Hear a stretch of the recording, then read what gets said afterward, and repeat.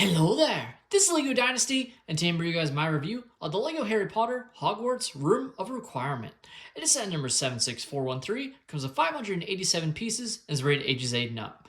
Now this is of course another retired Harry Potter set, but when it was on shelves, it retailed for $49.99 in the US and $64.99 Canadian. Now without further ado, let's kick off this review, starting with the box. Taking a look at the box, of course you can see this Room of Requirements section built into the Hogwarts castle, which obviously is not really the case. It's obviously supposed to be inside the castle, so some creative liberties taken by LEGO here, but it's also meant to combine with the other Harry Potter Hogwarts sets to create one giant Hogwarts, and that's kind of the main reason they designed it this way. And it still works overall.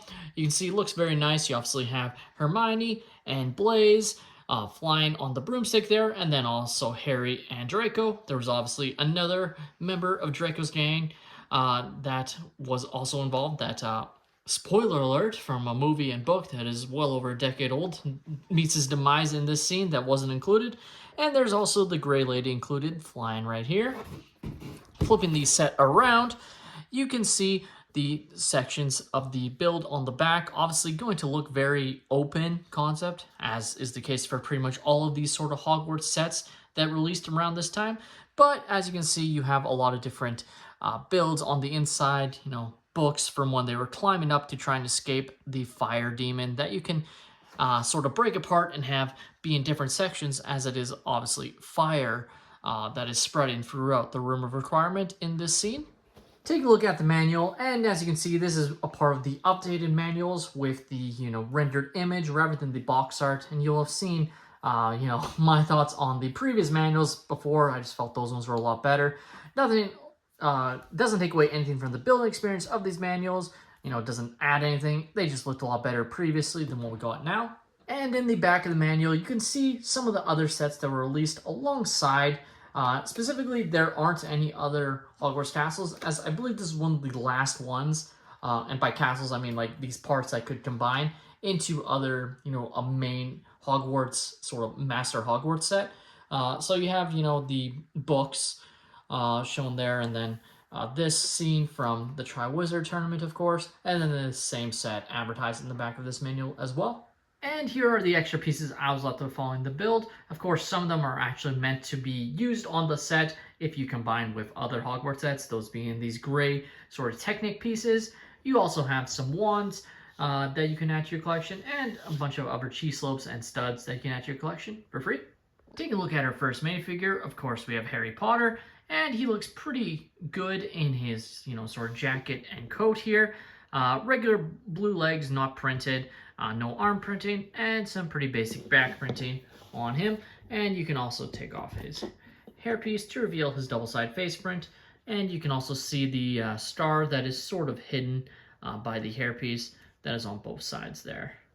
Right there. Taking a look at our next minifigure, we have Hermione, and overall she looks pretty good. Also has some basic legs here in the gray, and no leg or arm printing, of course. As you can see, you can take off her hairpiece to reveal her back printing, which looks pretty nice. Obviously has the hood printed on there, and her double-side face print right there, looking pretty nice. And you get another look at the front printing as well. Overall, pretty nice torso print on Hermione here. Next up, we have Draco, and again, he also looks pretty good. You can see his current Hogwarts getup with the Slytherin green showcasing through on the printing there. Regular black legs with no printing, no arm printing, and okay back printing on the back there. And he also, of course, will have a double-sided face print of him being very scared, presumably of the fire about to kill him, until he is, of course, saved by Harry and Hermione. Our next and exclusive minifigure in the set, we have the Grey Lady, and this is definitely the best minifigure in the set, in my opinion. Great torso print down to the dress piece print here. No arm printing, but has this nice sort of silver hair is how I describe it, and also has a very angry double-sided face print and some nice back print in there. Take a look at our next minifigure, we have Blaise, who is, of course, one of Draco's goons in the Deathly Hallows films, and he overall looks pretty good. You can see the green Slytherin tie there, or I guess green and white. Obviously, a regular sort of Hogwarts getup, black legs, no arm printing or leg printing, of course, and because of his hairstyle, he does not have a double-sided face print. Taking a look at now the fire demon is how I'll describe it, or fire monster that engulfs the Room of Requirement during the Deathly Hallows films and of course books. You can see it looks pretty good. It's obviously utilizing some dinosaur parts here, specifically on the front. Unprinted, of course, since it's supposed to be a fire, but there's obviously the moment specifically in the film that I remember where it's sort of trying to bite the characters as they are escaping the Room of Requirement. So what LEGO has done is made this so it is sort of customizable to an extent, so you can pop off different sections and have them on different sections of the Room of Requirement. So very simple. Obviously, it's just utilizing Technic parts, but you can play around with it and detach different sections of this sort of fire monster to have the fire be all around the room, essentially. Now taking a look at the Room of Requirement set here, and overall it looks pretty nice on this sort of outside or outer courtyard, even though they've definitely done some creative liberties, especially compared to at least the films. Admittedly, I haven't read the book, so maybe this is more book accurate, but I assume it isn't because they have the Room of Requirement sort of facing outside rather than it being, of course, inside the castle, inside a random hallway in Hogwarts, but overall looks pretty nice. You have the use of some stickers here with the Hogwarts sort of insignia, looking pretty nice there, and just some great design. Obviously very similar to the other Hogwarts sort of castle sets that they all sort of combine, so very consistent there, which is nice to see. Now you do have the hidden feature of the doors that is hidden just on these track pieces here that you can sort of open up to reveal the doors, of course, that you can open up.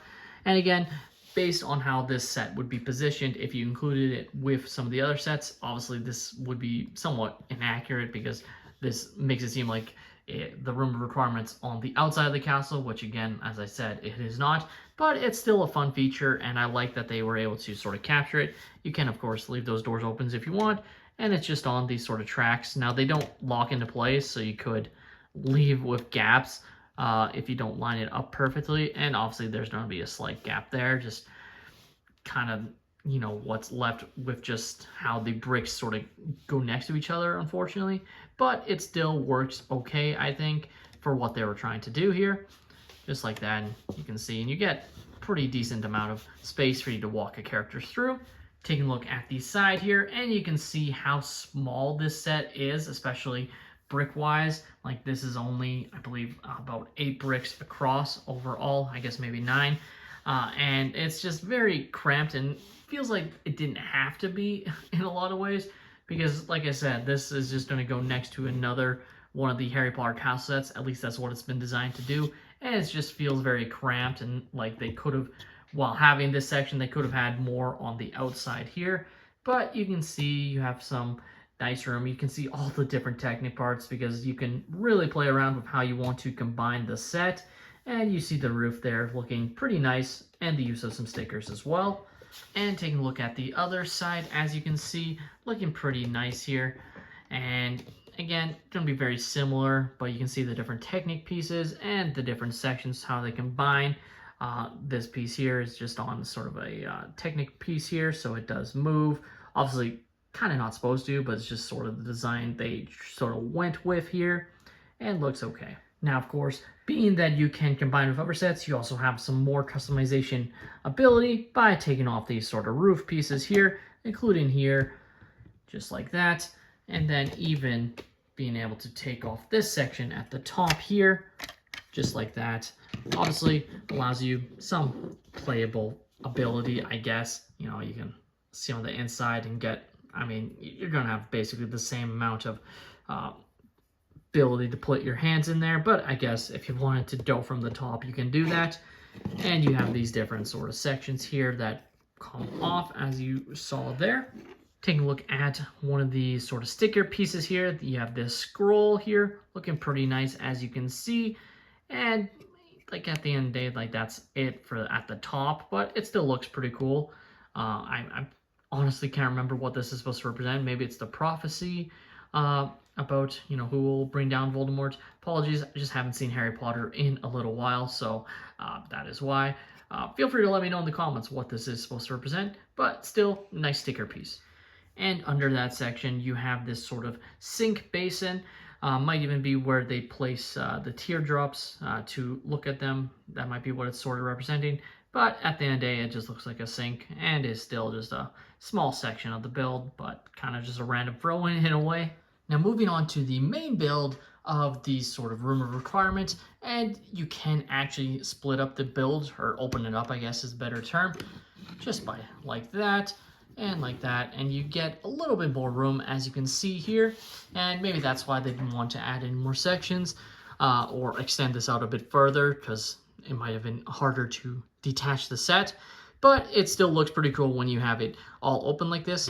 Now, you can even leave it open up full time if you wanted to, specifically because they do have the Technic rod. So if you wanted it to be like this, I mean, it probably won't look the best, from this angle, just looking at it with all the, openings here. But you get some ideas. It looks pretty good, at least from my perspective, specifically from this angle, looking at it like this.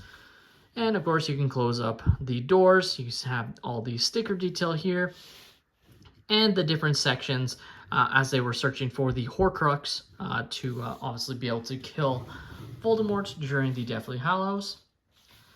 Now, the individual builds, as you can see, do come off and obviously have some crates inside. Some of them will have stuff, some of them won't. Like that kind of looks like just like a fossil or something. You have this little blue guy here.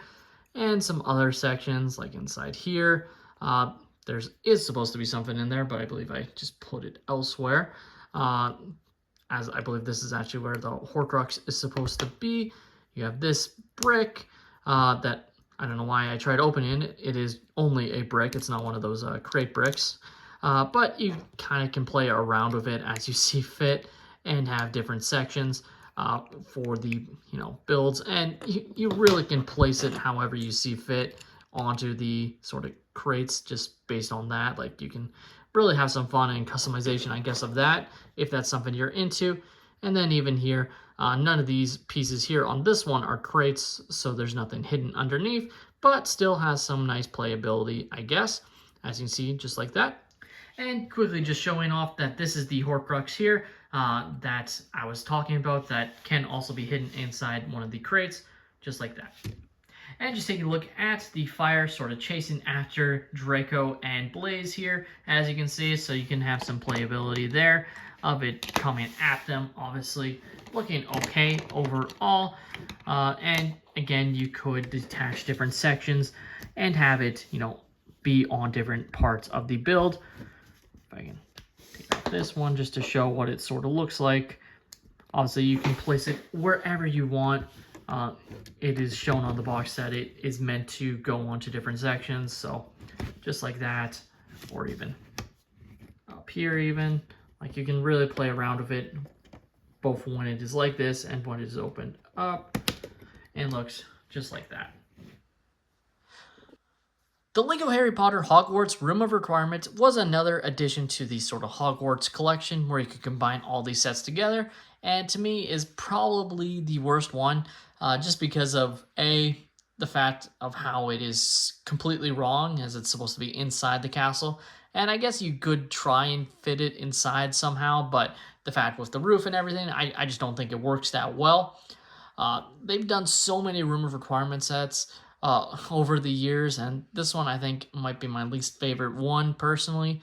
I like the scene it's sort of representing. The fire monster is cool, and you get some cool minifigures, but I do know for a fact that this one really didn't sell that well and was on sale quite often at different stores, so that probably affected whether or not you wanted to get this set.